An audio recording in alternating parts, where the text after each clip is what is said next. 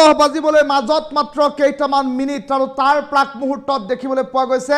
তিনি সেনা প্ৰধানৰ সৈতে দেশৰ প্ৰতিৰক্ষা মন্ত্ৰী ৰাজনাথ সিং মিলিত হ'ব এখন বিশেষ বৈঠকত আৰু এই বৈঠকত পুনৰবাৰ পাকিস্তানৰ বিৰুদ্ধে ডাঙৰ সিদ্ধান্ত গ্ৰহণ কৰা হ'ব নেকি তাক লৈ জল্পনা কল্পনা অব্যাহত আছে কিয়নো ৰণসিঙা নবজোৱাকৈ ডাইৰেক্ট এটেক আৰম্ভ কৰিছে ভাৰতে আৰু তাৰ পৰিপ্ৰেক্ষিতত এতিয়া আজি মক ড্ৰিল সেইভাবেই ৰখা হৈছে নেকি দেশজুৰি বিভিন্ন প্ৰশ্নৰ এতিয়া অৱতাৰণা হৈছে বৰ্তমান সময়ত ৱাৰ ব্ৰেকিং টাইম এইটৰ দৰ্শকসকলৰ বাবে এই মুহূৰ্তত লৈ আহিছোঁ পুনৰ পাকিস্তানৰ ঘাটিত হ'ব একশ্যন নতুন ঘাটি চিনাক্ত কৰিছে সেনাই আৰু তাৰ বাবে 10:30 মিনিটত দেশৰ প্ৰতিৰক্ষা মন্ত্ৰীগৰাকীৰ সৈতে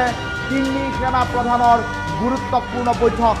দেশৰ প্ৰতিৰক্ষা মন্ত্ৰী ৰাজনাথ সিং ইতিমধ্যে ৰাওনা হৈছে এই বৈঠকৰ বাবে 10:30 মিনিটত মিলিত হ'ব জৰুৰী বৈঠকত 10:30 মিনিট হ'বলৈ মাজত মাত্ৰ কেইটামান মিনিট আৰু 10 বজাত যুটীয়া সংবাদমেলৰ আয়োজন কৰা হৈছিল সেই সংবাদমেলৰ খবৰো এই মুহূৰ্তত টাইমিটৰ দৰ্শকসকলৰ বাবে আগবঢ়াম আৰু 11 বজাত CCSৰ বৈঠক কেবিনেট কমিটি ফৰ সিকিউৰিটিৰ বৈঠক পাকিস্তানত পুনৰ আক্ৰমণ হোৱাৰ সম্ভাৱনীয়তা প্ৰকট কিয়নো এই আৰম্ভণিহে মাত্ৰ ইতিমধ্যে দেশৰ প্ৰতিৰক্ষা মন্ত্ৰী ৰাজনাথ সিং ৰাওনা হৈছে আৰু ইয়াৰ পূৰ্বলৈকে দেখিবলৈ পোৱা গৈছিল পেহেলগাম কাণ্ড সংঘটিত হোৱাৰ পাছত বিভিন্নজনে প্ৰতিক্ৰিয়া বিচাৰিছিল দেশৰ প্ৰতিৰক্ষা মন্ত্ৰীগৰাকীয়ে কি ক'ব সমগ্ৰ বিষয়টো সন্দৰ্ভত প্ৰতিক্ৰিয়া বিচাৰিছিল কিন্তু ৰাজনাথ সিং এক প্ৰকাৰ নিশ্চুপ হৈ পৰিছিল বিভিন্নজনে সমালোচনাৰে থকা সৰকা কৰিছিল যে ৰাজনাথ সিঙে প্ৰতিৰক্ষা মন্ত্ৰীগৰাকীয়ে কিয় একো এটা এই বিষয়টো সন্দৰ্ভত মাত মতা নাই সকলোৱে ভাবিছিল যে ৰাজনাথ সিঙে এই পৰ্যন্ত কিয় একো কথা কোৱা নাই আৰু তাৰ পাছত ৰাজনাথ সিঙে মুখেৰে নহয় কামেৰে কৰি দেখুৱালে কিয়নো দেখিবলৈ পোৱা গ'ল প্ৰতিৰক্ষা মন্ত্ৰীগৰাকীয়ে এতিয়া এটেক আৰম্ভ হোৱাৰ পাছতহে কথা ক'ব 10:30 মিনিটত এখন বিশেষ বৈঠক সেনা প্ৰধানৰ সৈতে বৈঠকত মিলিত হোৱাৰ পাছতে সংবাদমেল সম্বোধন কৰিব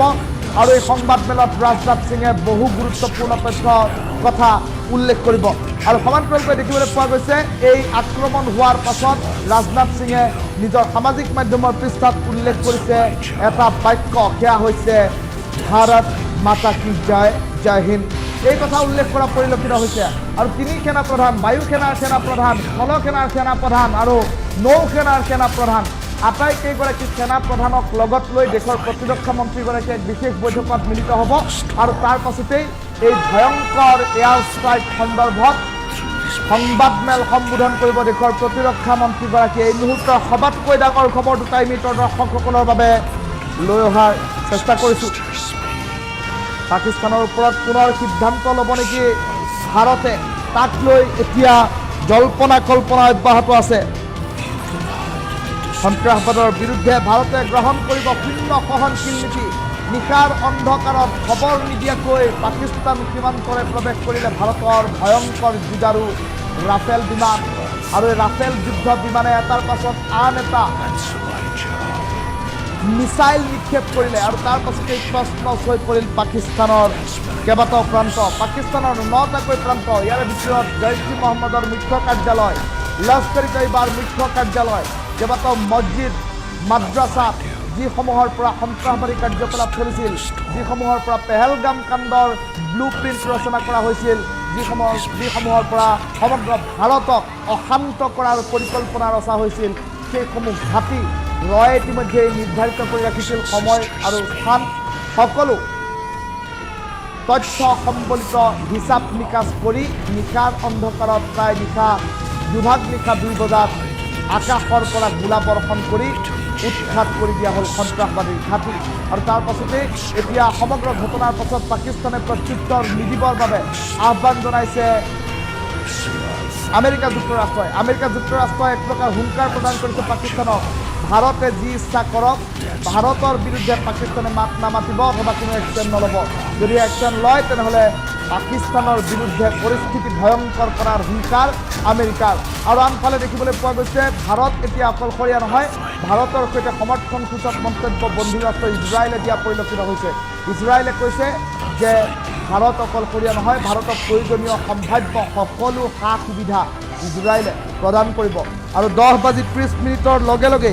এখন বিশেষ বৈঠক অনুষ্ঠিত হ'ব মাত্ৰ কেইটামান মিনিট 10:30 মিনিটলৈ মাত্ৰ কেইটামান মিনিট আৰু তাৰ পাছতেই 10:30 এখন বিশেষ বৈঠকত মিলিত হ'ব 3গৰাকী সেনা প্ৰধানৰ সৈতে দেশৰ প্ৰতিৰক্ষা মন্ত্ৰীগৰাকী আৰু দেশৰ প্ৰতিৰক্ষা মন্ত্ৰীগৰাকী 3গৰাকীকৈ সেনা প্ৰধানৰ সৈতে মিলিত হোৱাৰ পাছতেই সংবাদমেল সম্বোধন কৰি সমগ্ৰ বিষয়টো সন্দৰ্ভত পুংখানুপুংখ বিশ্লেষণ আগবঢ়াব আৰু সমান্তৰালকৈ দেখিবলৈ পোৱা গৈছে দেশৰ প্ৰধানমন্ত্ৰীগৰাকীৰ নেতৃত্বত এতিয়া পাকিস্তানৰ বিৰুদ্ধে যি সৰব ভূমিকা এই সৰব ভূমিকাই কিন্তু যথেষ্ট চৰ্চা লাভ কৰা পৰিলক্ষিত হৈছে আৰু আজিৰ দিনটোতেই কেবিনেট কমিটি ফৰ সিকিউৰিটি বৈঠক এই বৈঠকখনতে ডাঙৰ সিদ্ধান্ত গ্ৰহণ কৰাৰ সম্ভাৱনীয়তা ইখনৰ পাছত সিখন বৈঠক কৰাৰ বাবে বিভিন্ন সময়ত সমালোচনাৰ সন্মুখীন হৈছিল ভাৰত চৰকাৰ আৰু তেনে পৰিপ্ৰেক্ষিতত ভাৰত চৰকাৰে আজিৰ দিনটোত কৰি দেখুৱালে নিজৰ কৰণীয় আৰু এই কৰণীয় কৰি দেখুৱাৰ পাছতেই সম্প্ৰতি সমগ্ৰ বিষয়টোক লৈ চৰ্চা আৰম্ভ হৈছে আৰু সকলোৱে একেমুখে এতিয়া ভাৰত চৰকাৰক বাহ দিয়া পৰিলক্ষিত হৈছে আৰু তাৰ মাজতে এতিয়া দেশৰ প্ৰধানমন্ত্ৰী নৰেন্দ্ৰ মোদীৰ এই সিদ্ধান্তক সকলোৱে একেমুখে শলাগ লোৱা পৰিলক্ষিত হৈছে এটা ডাঙৰ খবৰ এই মুহূৰ্তত টাইমিটৰ দৰ্শকসকলক জনাইছোঁ পুনৰ পাকিস্তানৰ ঘাটিত হ'ব একশ্যন নতুন ঘাটি ইতিমধ্যে সেনাই চিনাক্ত কৰিছে 3 সেনা প্ৰধানৰ সৈতে বৈঠকত মিলিত হৈছে প্ৰতিৰক্ষা মন্ত্ৰী ৰাজনাথ সিং আৰু 10:30 বজাত জৰুৰী বৈঠক অনুষ্ঠিত হ'ব সেনাই সংবাদমেল দিব সংবাদমেলত উপস্থিত থাকিব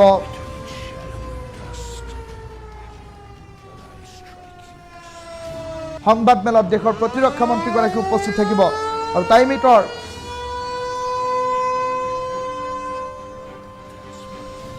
দৰ্শকসকলে ইতিমধ্যে বিভিন্ন প্ৰান্তৰ পৰা বহু দৰ্শকে মন্তব্য প্ৰকাশ কৰিছে আৰু টাইমিটৰ কমেণ্ট ছেকশ্যনটো যদি খুলি চাই বহু দেশদ্ৰোহী বহু পাকিস্তানী সন্ত্ৰাসবাদী মানসিকতাৰ লোকক আপুনি দেখিবলৈ পাব ভাৰতৰ সংকটৰ সময়ত ৰাষ্ট্ৰৰ সংকটৰ সময়ত পাকিস্তানৰ গুণগান গোৱা আৰু ভাৰতৰ এই কাৰ্যকলাপক সমৰ্থন নকৰা একাংশ দেশদ্ৰোহীক আপুনি টাইমিটৰ এই কমেণ্ট ছেকশ্যনতেই লাভ কৰিব আৰু এনে বিকৃত মানসিকতাৰ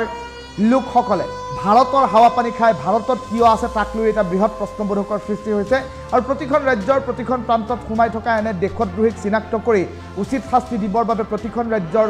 মুখ্যমন্ত্ৰীসকলে ব্যৱস্থা ইতিমধ্যে গ্ৰহণ কৰিছে আৰু অসমতো অনুৰূপ অসমতো ৰাজ্যৰ মুখ্যমন্ত্ৰী ডক্টৰ হিমন্ত বিশ্ব শৰ্মাই নিশাৰ ভাগলৈকে দিয়া আপডেট অনুসৰি এই পৰ্যন্ত অসমৰ হাৱা পানী খাই থকা 43টা পাকিস্তানী মানসিকতাৰ সন্ত্ৰাসবাদীৰ দৰে কাৰ্যকলাপ সংগঠিত কৰা দেশদ্ৰোহীক গ্ৰেপ্তাৰ কৰাৰ খবৰো এই মুহূৰ্তত আহি পৰিছে।